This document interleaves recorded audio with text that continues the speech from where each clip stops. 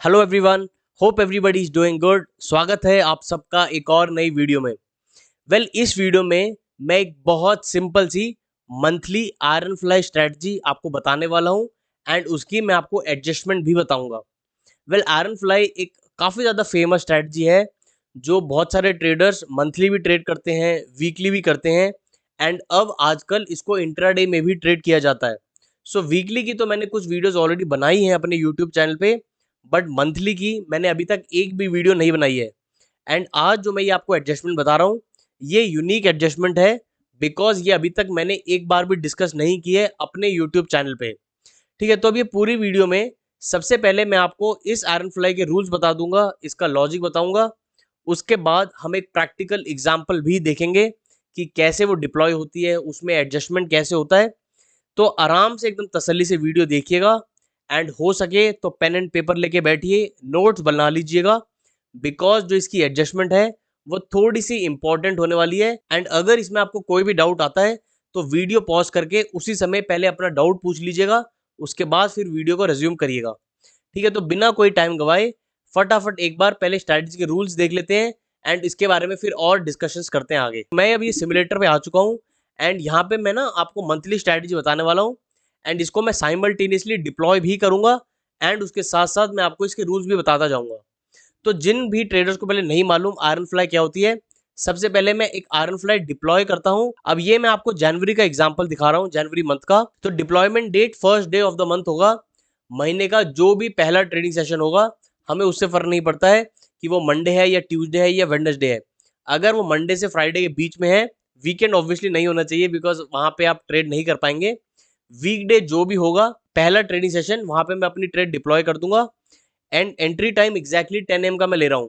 Entry time का कोई ऐसा रूल नहीं है फिक्स, बट वही है कि मैं बस ये देख रहा हूँ कि मार्केट थोड़ी सी सेटल डाउन हो जाए, जो 10 बजे तक ऑब्वियसली हो जाती है, प्राइस थोड़े से काम हो जाते हैं एंड फिर 10 बजे मैं आराम से ये ट्रेड डिप्लॉय कर सकता हूँ। ये मंथली स्ट्रेटजी है, पूरा महीना चलने वाली है, तो ऐसी जल्दबाजी इसमें नहीं करनी कि भाई मार्केट एकदम 916 पे ओपन होगी एंड 916 पे ही मैं अपनी ट्रेड डालूं। वैसा नहीं करना है, मार्केट को थोड़ा सेटल डाउन होने दीजिए।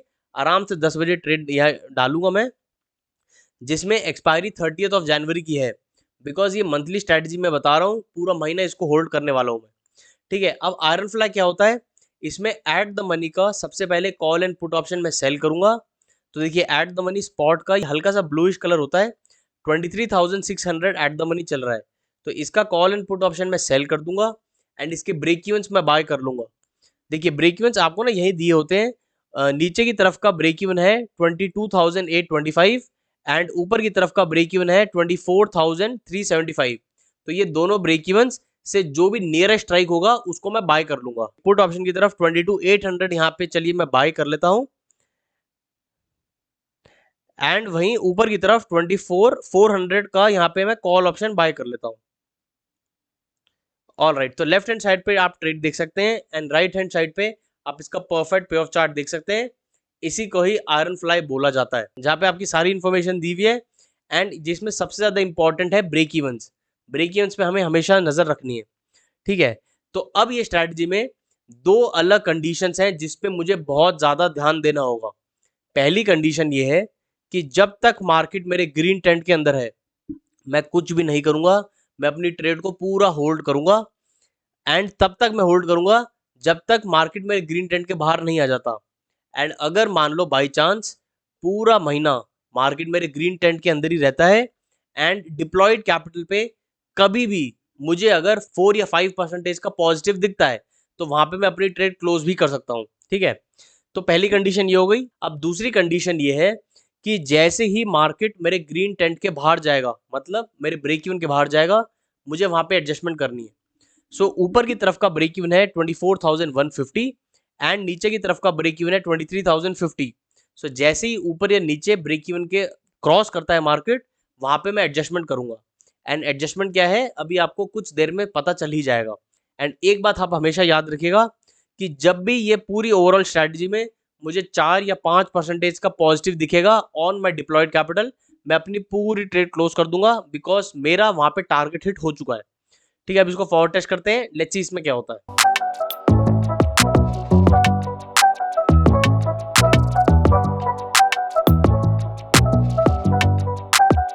एग्जैक्टली 2:30 2 ऑफ जनवरी थर्सडे का दिन। देखिए सिर्फ एक ही दिन हुआ था ट्रेड डाले हुए एंड मार्केट ने मेरा ऊपर की तरफ का ब्रेक इवन के बाहर जा चुकी है। ऊपर का मेरा ब्रेक इवन था 24,150 एंड अभी करंटली मार्केट 24,156 चल रही है। ऑब्वियसली ब्रेक इवन के बाहर आ चुकी है एंड अब इस सिचुएशन पे मुझे एडजस्टमेंट करनी पड़ेगी, बिकॉज अगर मैं एडजस्टमेंट नहीं करूंगा एंड अगर मार्केट यहाँ से और कंटिन्यूसली ऊपर जाती चली जाती है देन मेरा ओवरऑल जो पोजीशन है ये थोड़ी सी दिक्कत में आ सकती है एंड वैसी दिक्कत मैं बिल्कुल भी नहीं चाहूंगा। तो इसलिए अब यहाँ पे मैं एडजस्टमेंट करूंगा। अब एडजस्टमेंट क्या है, काफी सिंपल है। अब ये जो पुरानी आयरन फ्लाई मैंने क्रिएट की थी ना, ये पूरी आयरन फ्लाई को मैं क्लोज कर दूंगा एंड यहाँ पे मैं एट द मनी से ही सेम एक्सपायरी 30th ऑफ जनवरी की एक्सपायरी है, एक और नई आयरन फ्लाई क्रिएट करूंगा। सो अभी देखिए एट द मनी चल रहा है 24,150, तो इसका मैं अगेन आयरन फ्लाई क्रिएट करूंगा। मतलब एट द मनी का कॉल इनपुट ऑप्शन यहाँ पे सेल होगा एंड इसके ब्रेक इवन्स अगेन मैं बाय कर लूंगा। नीचे की तरफ का ब्रेक इवन है 23,492, मतलब 23,500 यहाँ पे मैं बाय कर लूंगा एंड ऊपर 24,808 मतलब 24,800 यहाँ पे बाय किया जाएगा। तो ये फटाफट पहले मैं बाय कर लेता हूँ। देखिए 23,500 ये पुट ऑप्शन में बाय कर लूंगा एंड कॉल ऑप्शन की तरफ 24,800 ये मैं बाय कर लूंगा। तो अगेन यहाँ पे अब राइट हैंड साइड पे मेरा एक नया आयरन फ्लाई क्रिएट हो चुका है। अब ये स्टेप करने का ओवरऑल मेरा लॉजिक क्या था, पहला मैंने आयरन फ्लाई क्रिएट कर दिया है जहां पे मुझे ऑलरेडी 2.3 से 2.5% की रेंज मिल रही थी दोनों तरफ ऊपर और नीचे, जहां पे अगर मार्केट कुछ दिन साइडवेज रह जाती एंड मुझे अगर 4 या 5% का मेरे को गेन दिख रहा होता, मैं वहां पे अपनी पूरी ट्रेड क्लोज कर देता। उस सिचुएशन में मैं साइडवेज मार्केट के लिए प्ले कर रहा था एंड जब मार्केट कंटिन्यूसली एक तरफ गई, मार्केट इस सिचुएशन में ऊपर गई थी, मेरा ऊपर की तरफ के ब्रेक इवन के बाहर आई थी, उस सिचुएशन पे मैंने अपना आयरन फ्लाई को पूरा शिफ्ट कर दिया। मैंने पुराने आयरन फ्लाई को क्लोज कर दिया एंड मैंने एक नया आयरन फ्लाई क्रिएट कर दिया at the centre of market again. अब इससे अगेन मुझे दोनों ही तरफ की अच्छी खासी रेंज मिल गई। देखिए जैसा आप ब्रेक इवन पे भी देख सकते हैं 1.7% on the down side and 1.7% on the upside. Again centre पे आ चुकी है मार्केट एंड दोनों ही तरफ का मुझे ठीक ठाक रेंज मिला है। अब इस सिचुएशन में फिर से अगर मार्केट थोड़े भी दिन साइडवेज रह जाती है, मुझे वहां पे अच्छा खासा डीके मिल जाएगा एंड मेरा वहां पे टारगेट सिर्फ 4 या 5% का ही है। बिकॉज देखिए मैक्स आपको 15% का यहाँ पे गेन दिखा रहा है, बट उतना मुझे कभी भी टारगेट नहीं करना है। मुझे जैसे ही 4 या 5% का गेन आएगा मैं अपनी पूरी ट्रेड क्लोज कर दूंगा। सो इसीलिए मैं अगेन यहाँ पे साइडवेज मार्केट के लिए प्ले कर रहा हूँ एंड इसीलिए मैंने यहाँ पे ये एडजस्टमेंट करी है। ठीक है, अब इसको मैं वापस फॉर टेस्ट करूंगा एंड इसमें अगेन दो सिचुएशन है। पहली सिचुएशन, जब तक ग्रीन टेंट में है मैं कुछ नहीं करूंगा, आई विल वेट। एंड दूसरी सिचुएशन, जैसे ही ब्रेक इवन के बाहर जाएगा हम एक नई एडजस्टमेंट करेंगे। ठीक है, अब ये वाली एडजस्टमेंट मैं नहीं करूंगा, मैं एक अलग सी एडजस्टमेंट करूंगा। ठीक है, अब इसको वापस फॉर टेस्ट करते हैं, लेट्स सी इसमें क्या होता है।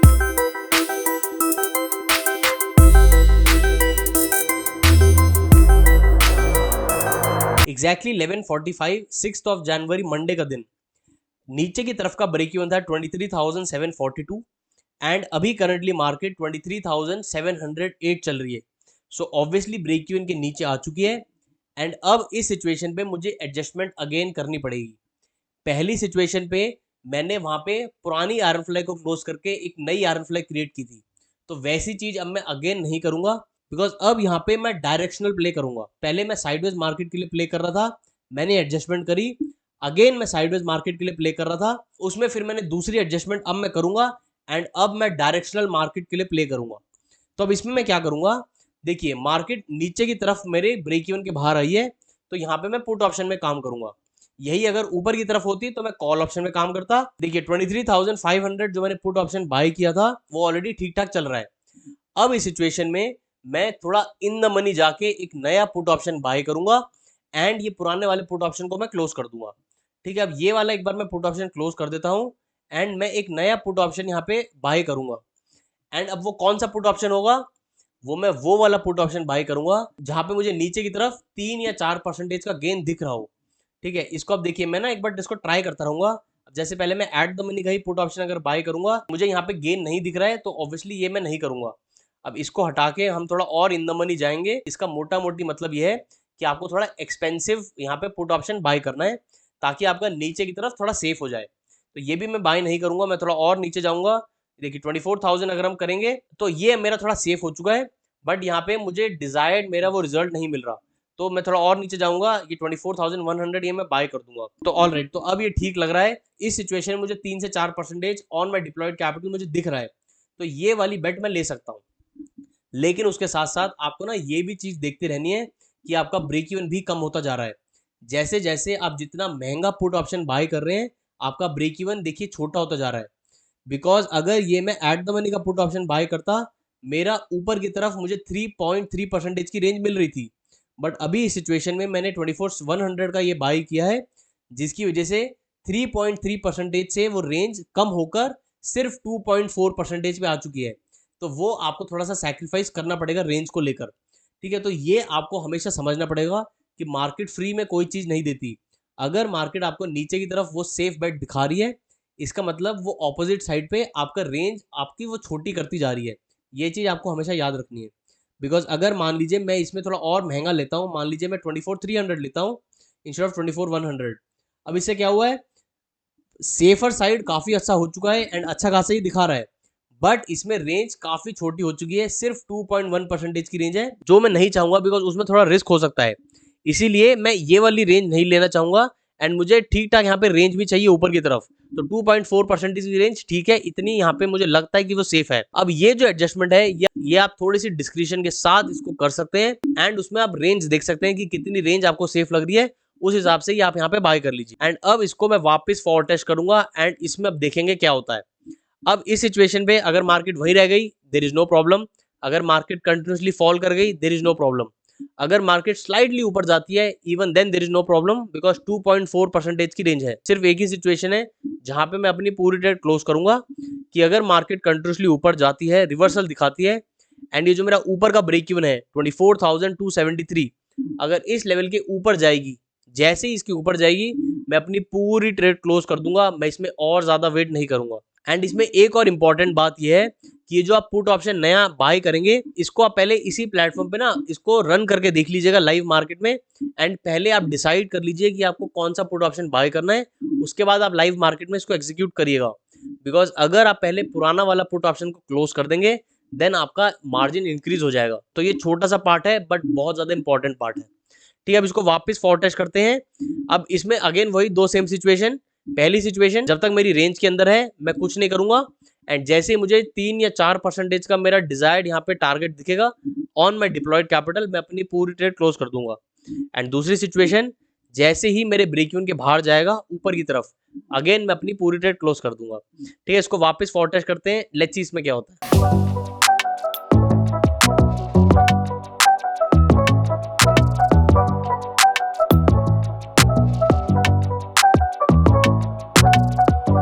तो exactly 3:15 30th of January Thursday का दिन, अब सिर्फ 15 ही मिनट बचे हैं मार्केट क्लोज होने में।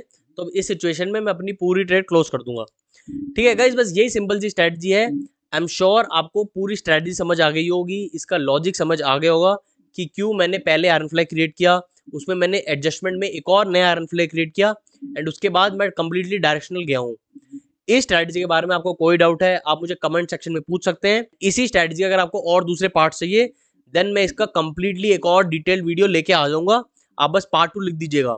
गाइज ये वाली जो स्ट्रेटजी है ये काफी ज्यादा इंपॉर्टेंट स्ट्रेटजी है एंड इस पे मैं 3-4 घंटे की भी वीडियो बना सकता हूँ बिकॉज मुझे पता है कि इतनी ज्यादा इंपॉर्टेंट ये स्ट्रेटजी है। बट वही है कि अगर आप इंटरेस्टेड हैं तो यही सेम स्ट्रेटजी मैं एक बार आपको बैंक निफ्टी में भी बता दूंगा कि वो कैसे वर्क करेगी। तो आपको बस अगर चाहिए तो आप मुझे बस कमेंट सेक्शन में पार्ट 2 लिख दीजिएगा ताकि मुझे समझ आ जाएगा। एंड अगर आपके पास भी कोई और ऐसी अलग अलग रिकमेंडेशंस हैं स्ट्रेटजीज की, तो वो भी आप मुझे कमेंट सेक्शन में बता देना, उसकी भी मैं अलग से वीडियो लेके आ जाऊंगा अपने यूट्यूब चैनल पे। सो यही था इस वीडियो के बारे में। आई होप आपको ये स्ट्रेटजी अच्छी लगी हो एंड कुछ ना कुछ आपको सीखने को जरूर मिला हो। Thank you so much for watching the video with lots of patience. Let's meet in the next video then.